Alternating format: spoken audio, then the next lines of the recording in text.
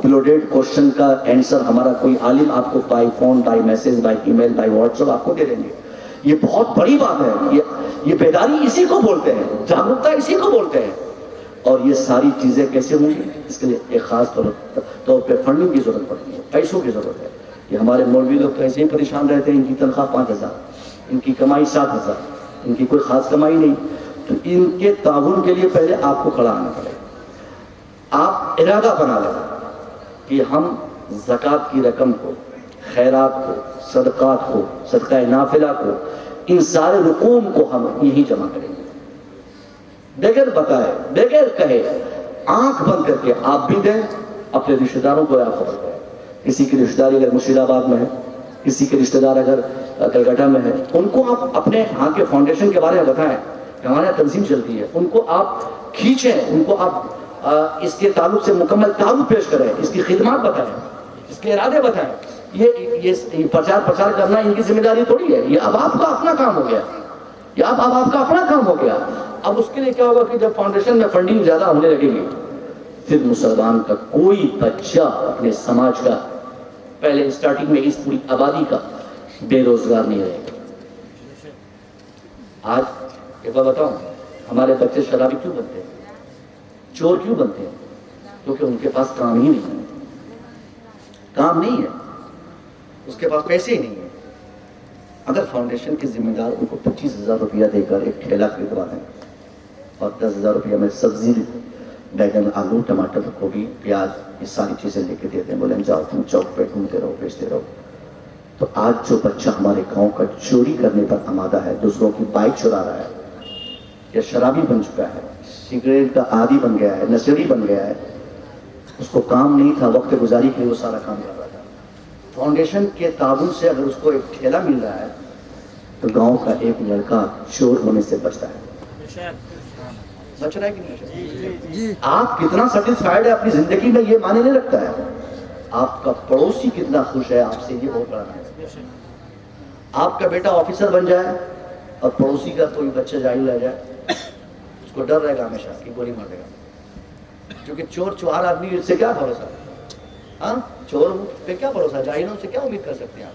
तो अगर आपको अपने दुश्मनों का भी दुश्मनी का बदला लेना है ना, तो दुश्मनों के बच्चों को आप पढ़ाओ,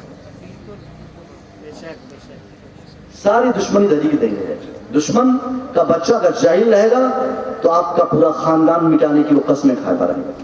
अगर दुश्मन के बच्चे को अगर आपने पढ़ा दिया, एक दिन बहैसियत इंसान अपने दुश्मन को भी अपना दोस्त समझकर उसका एहतराम करता नजर आएगा। ये सारी चीजों को लेकर ये तंजीम आई है।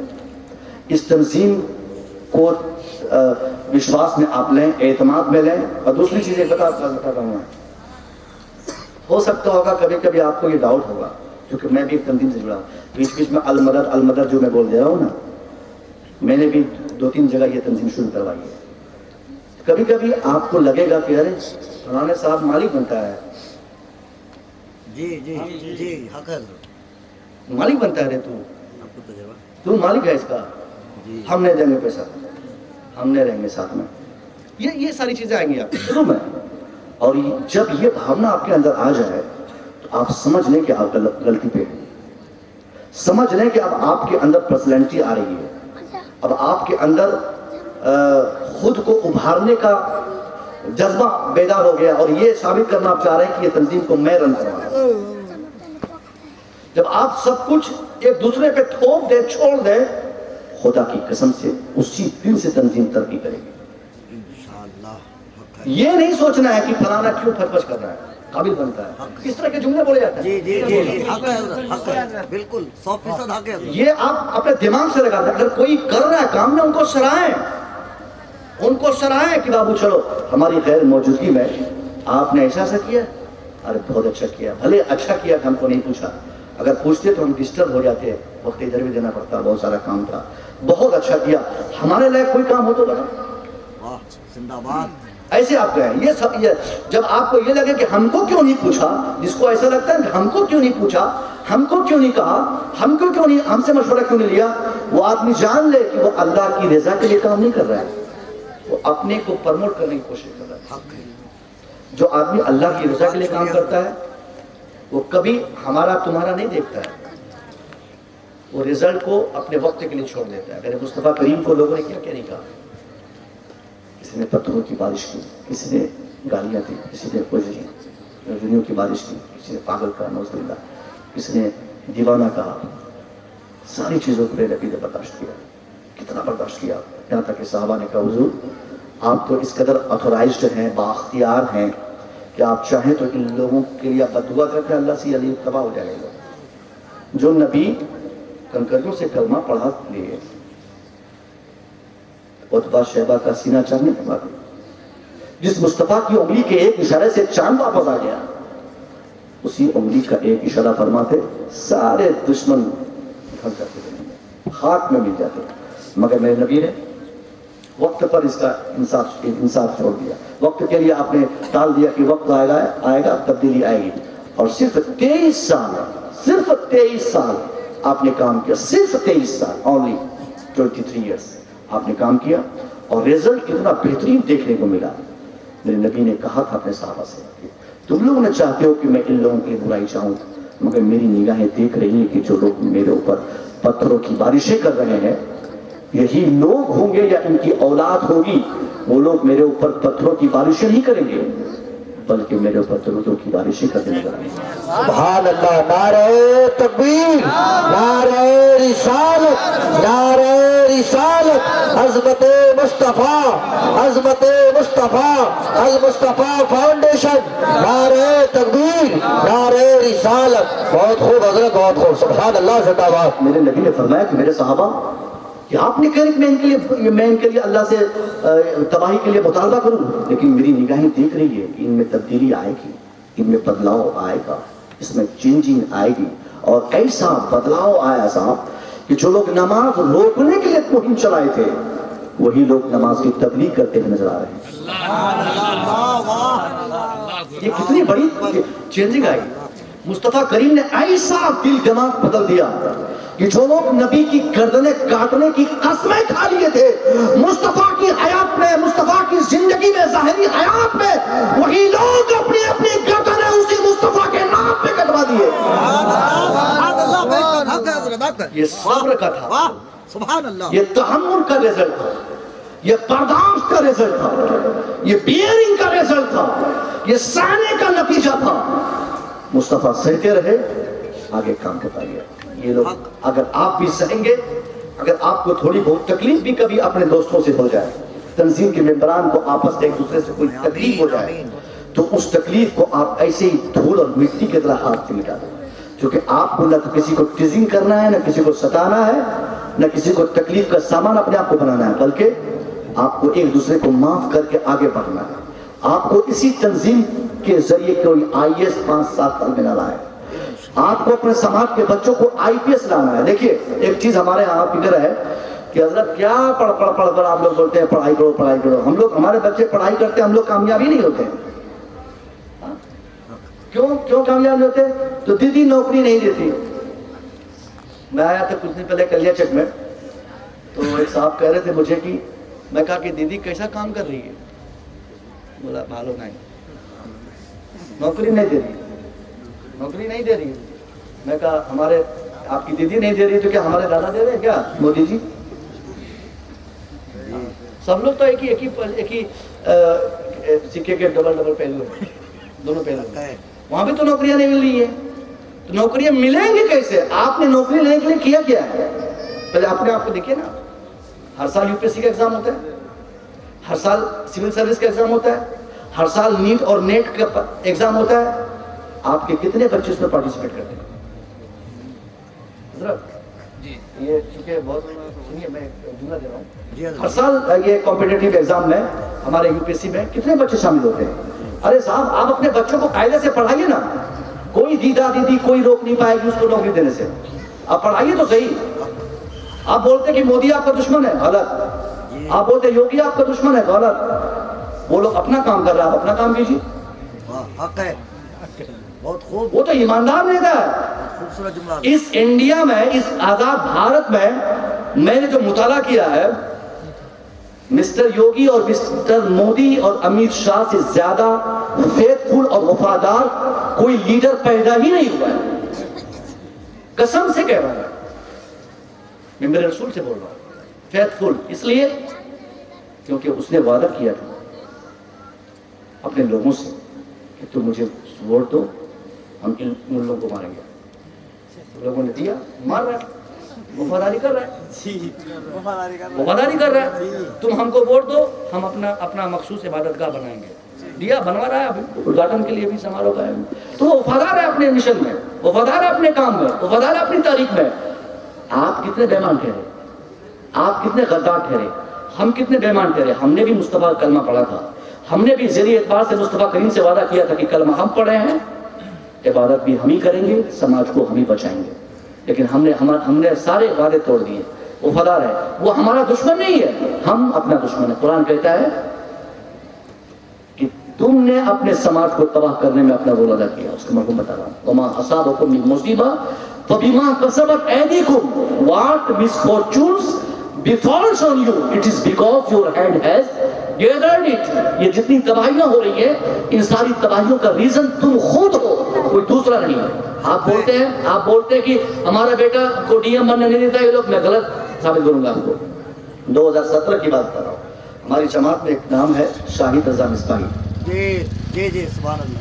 شاہد رضا مصباحی 2017 کے UPSC exam کی امیدواری لی انہوں نے, اور امیدوار کی حیثیت سے وہ بیٹھے ایگزام میں. 2017 کس کا ریزن تھا؟ ہندوستان آزاد ہوا 2014 میں, آزادی کے 3 سال کے بعد. اگر میں کریکٹ ہوں تو صحیح ہے نا. اتہاس کا میں ودیارتھی نہیں ہوں, لیکن اتہاس میں بہت مضبوط ہے. صحیح بول رہا ہوں میں. اور یہ ہندوستان ہی نہیں, ہندوستان کے دوسرے راجیوں میں بھی آزادی مل گئی, خاص کر اتر پردیش میں. اتر پردیش سے لے کر دلی تک جب انہی لوگوں کی شاسن تھی 2017 میں, تو 2017 کے ایگزام کی امیدواری لی ہمارے ایک دوست شاہد رضا مصباحی نے. آپ یوٹیوب میں دیکھیں گے, شاہد رضا مصباحی اس وقت سمستی پور ڈسٹرکٹ کا کسی ڈپارٹمنٹ کے وہ کمشنر کی کیا ہے, وہ آئی ایس بنے, وہ ڈپٹی کمشنر ہے, مسپلٹی ہوا کے شاید نگر نگم کے ہیں شاید. بہرحال تو شاہد رضا مصباحی جب وہ کینڈیڈیٹ تھے تو ہونا تو یہ چاہیے تھا کہ یہ لوگ ان کو خارج کر دیتے. ملا گھوڑا اور داڑھی والا ہی نہیں, 5 وقت نماز پڑھنے والا, کرتا پاجامہ پہن کر ایگزام ہو جانے والا, سر پر ٹوپی لگائے رکھنے والا, ایک مشت داڑھی رکھنے کا جو عادی ہے, تہجد کی نماز بھی جو پڑھتا ہے, باضابطہ عالم فاضل بننے والا شاہد رضا مصباحی جب 17 کے ایگزام میں بیٹھا, 18 میں جب اس ایگزام کا رزلٹ آیا ہے, اللہ کی قسم اس رزلٹ کی فہرست میں جہاں موہن, جہاں سوہن, جہاں گوہن کا نام درشایا تھا, اسی فہرست میں 5 وقت نماز پڑھنے والا باضابطہ عالم ربانی شاہد رضا مصباحی کا بھی نام سامنے تھا. نعرہ تکبیر, نعرہ رسالت, نعرہ رسالت, فیضان حافظ ملت, فیضان حافظ ملت, المصطفیٰ فاؤنڈیشن, المصطفیٰ فاؤنڈیشن, نعرہ تکبیر, نعرہ رسالت. بہت خوب حضرت, بہت خوب, زندہ باد, زندہ باد. اس سے کیا ہوگا؟ آپ جو پڑھے گا وہ بڑھے گا, جو پڑھے گا وہ ترقی کرے گا. آپ کے بچوں کے قلم جب مضبوط ہوں گے, دنیا کا کوئی مائی کا لال ایسا نہیں جو آپ کے بچوں کو زید کرنے کی مہم چلا سکے. آپ کے بچوں کی جب زبان میں قوت گویائی آئے گی, لڑنے اور بولنے اور اپنے حقوق مانگنے کے لیے بول لیں گے, کوئی پھر آپ کی دشمنی کی تیار نہیں ہوں گے. اس لیے آپ پہلے قاعدے سے پڑھائیے, جو بھی مدد آپ کو لینی ہو ہمارا فاؤنڈیشن تیار ہے, اور مصطفیٰ فاؤنڈیشن کے ممبران اس کے لیے 24 گھنٹہ سرگرم ہے. آپ ان سے مشورے لے سکتے ہیں, کیا بہتر پڑھانا ہے, کس اینگل سے پڑھانا ہے, حافظ بننے کے بعد کیا کرانا ہے, انٹر کرنے کے بعد کیا کرنا ہے, گریجویشن کے بعد کون سے پیٹرن پہ پڑھانا ہے, کس ایگزام کے لیے آپ کے بچوں کو تیاری کرانے کے لیے اس کو تیار کرنا ہے. ان ساری چیزوں کو کے لیے ہماری یہ تنظیم تیار ہے. آپ صرف اس کے لیے تیار ہو جائیے کہ رمضان کا مہینہ ہو یا قربانی کے ایام ہو یا عام دنوں میں, جب آپ کو لگے کہ یہ 500 روپیہ میرے پاکٹ میں کمانے کے بعد بچے ہوئے ہیں, آپ اس 500 روپیہ کو تنظیم میں ڈال دیجیے. آپ کا 500 جائے گا, دوسروں کے 500 کام بن جائیں گے. آپ کے 1 روپیہ سے نا لوگوں کا ہزاروں کام ہو سکتا ہے. یہ ایک بات بتاؤں, بے شک حضرت, بہت خوبصورت جملہ حضرت. یہ ہمارے ایک سماج میں बहुत सारे लोग ऐसे भी होते हैं, गांव में चावल की दुकान है, लेकिन गांव में चावल नहीं लगा, जी वो लगा यहाँ 24 रुपया, ये 24 रुपया है, वहाँ पे 25 रुपया है, 1 रुपया वहाँ ये 25 रुपया लेता है, वहाँ 24 रुपया है, 2 किलोमीटर दूर साइकिल चला के वो मार्केट जाएगा 1 रुपया बचाने के लिए, और इसको गाली भी देगा, अरे तो बेईमान है ये तो ठग है, ये तो लूट कर रहा है, ये लूट मचा दिया है। नफ्स पे हाथ मैं रखिए। पूछता हूँ साहब, ये गाँव के आपके कोई भाई साहब जो चावल बेच रहे दुकान पे, या चाय की दुकान किए हुए, कपड़े की दुकान किए हुए, वो किसके सहारे से किए, किसके भरोसे पे किए? आपका घर देखकर, आपकी संख्या देखकर, आपकी तादाद देखकर, आपको देखकर उन्होंने दुकान किया है। आप 1 रुपया अगर उसको देंगे, आपका तो नुकसान नहीं होगा, मगर उस बेचारे का बहुत बड़ा फायदा हो जाएगा। कम से कम वो अपनी डड्डी गिराने से तो बच जाएगा, उसके अंदर ऐसा से कमतरी नहीं आएगी ना कि जो लोग कोई मदद नहीं कर रहा है। छोटे छोटे रिक्शे वाले गाँव समाज में आज भी है, ये पैडल रिक्शे वाले चलते हैं ना, गाँव वाले चलते हैं, हाँ, लेकिन लोग वक्त बचाने के लिए ई रिक्शा का इस्तेमाल करते हैं, टेम्पो पे चले जाते हैं। कभी कभी आपके पास पैसे पॉकेट में रहे ना, फालतू में भी आप काम कर दिया करें, फालतू का काम किया करें। बैर बेचने वाला, खटाई बेचने वाला, छोटा छोटा बच्चा हटिया में बाजार में मिलता है, आलू बेचने वाला, तो वो आलू बेचने नहीं आया है, बल्कि कोई ऐसी मजबूरी है। ये जो पैदल रिक्शा वाला जो आज हमारे चौक चौराहों पे रहते हैं, ये घर नहीं बनाना चाहते हैं पटना में, कलकत्ता में या मालदा में, बल्कि उनको 2 वक्त की रोटी चाहिए। आपके पास अगर पॉकेट अलाउ कर रहा है और टाइम इतना बचा है ना, तो कभी कभी इलेक्ट्रॉनिक रिक्शा को छोड़ के आप उसी पैदल रिक्शा पे बैठे, आप 20 रुपये देंगे उसको, आप अपना जहां पहुंचना है गंतव्य, वहां पे आप 10 मिनट के बाद पहुंचेंगे, मगर उस 20 रुपया से होगा क्या? एक रिक्शा वाला जो रिक्शा लेकर घर से चला था, मुमकिन है अपनी बीवी से कहा होगा कि बीवी मत रो, मैं शाम को कमा कर तेरे लिए दवाई लाऊंगा। मुमकिन है वो गरीब कहा होगा अपनी बेटी से कि बेटी मत रो, तेरे लिए किताब खरीद कर मैं शाम को लाऊंगा। अगर वो रिक्शा वाला नहीं कमाता है तो उस पूरे चौक चौराहे पर जितने लोगों ने भी रिक्शों का इस्तेमाल किया, ई रिक्शा का, सब लोग गुनहगार होगा। इसलिए कहा जाता है कभी कभी फालतू के पैसे खर्च किया कीजिए। 20 रुपया दे दिए तो कम से कम एक आदमी की चोरी तो चल गई, किसी के 2 वक्त की रोटी का इंतजाम हो गया। तो आपके पॉकेट में अगर 500 रुपया कभी लगे ना कि एक्स्ट्रा बचा हुआ है, तो उस 500 रुपया को आप बाई नेट या बदस्ते खुद आप तंजीम में अल मुस्तफ़ा में फाउंडेशन में आप डोनेट करते हैं, आपका 500 जाएगा तो कोई नुकसान नहीं होगा आपका, लेकिन उस 500 से कई 500 लोगों को फायदा छुपा है। सुभान अल्लाह, हक है हजरत, हक है।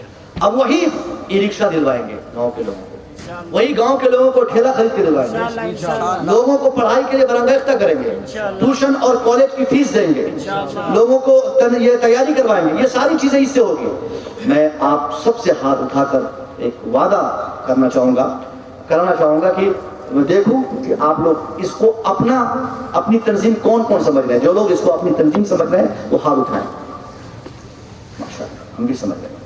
इंशाअल्लाह एक वादा कीजिए, इंशाअल्लाह आज के बाद मैं इस तंजीम को अपनी तंजीम समझूंगा, इस फाउंडेशन को अपना फाउंडेशन समझूंगा, और आपस में किसी एक दूसरे की बुराई इसके लिए नहीं करूंगा। सबसे बड़ी चीज है कि खुद अंडरस्टैंडिंग होना, आपस में दूसरे को समझना। एक तंजीम तभी चलती है जब तंजीम के लोग चलते हैं, तंजीम के लोग तभी चलेंगे जब उनका माइंड फ्रेश रहेगा, उनका माइंड तभी फ्रेश रहेगा जब उनको ये ना लगे कि हमारा हक कोई मार रहा है। हक है जी, नफ्स पे हाथ रखा, हक है। जिसका जो हक है, जिसकी जो जिम्मेदारी है, सेक्रेटरी साहब का जो काम वो करें, खजांची का जो काम वो करें, मेंबरान का जो काम है वो अपना काम 100% करें, और इंटरफेयर एक दूसरे का न करें। ये हक, बस। अस्सलाम वालेकुम। बहुत खूब।